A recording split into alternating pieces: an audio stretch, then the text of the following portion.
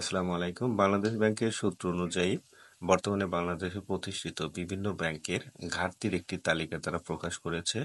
অর্থাৎ এই তালিকাতে বাংলাদেশে প্রতিষ্ঠিত কোন ব্যাংকের সর্বোচ্চ কত টাকা ঘাটতি রয়েছে তার একটি তালিকা প্রকাশ করেছে। এই তালিকাতে আমাদের সুবিধা হচ্ছে যে ব্যাংকের যত ঘাটতি আমরা দেখতে পারবো সেই ব্যাংকটিকে আমরা দুর্বল ব্যাংক, এবং যে ব্যাংকের ঘাটতির পরিমাণ কম রয়েছে সেই ব্যাংকটিকে আমরা সবল ব্যাংক হিসাবে কিন্তু চিহ্নিত করতে পারি।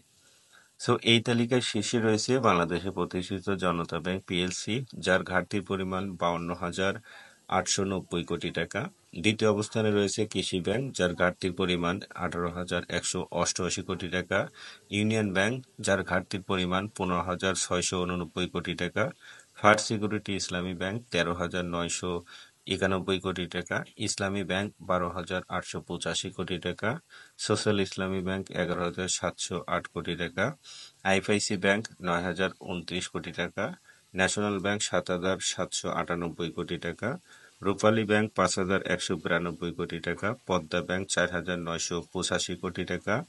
অগ্রণী ব্যাংক 4,686 কোটি টাকা। বেসিক ব্যাংক 3,156 কোটি টাকা। গ্লোবাল ইসলামী ব্যাংক 2,904 কোটি টাকা।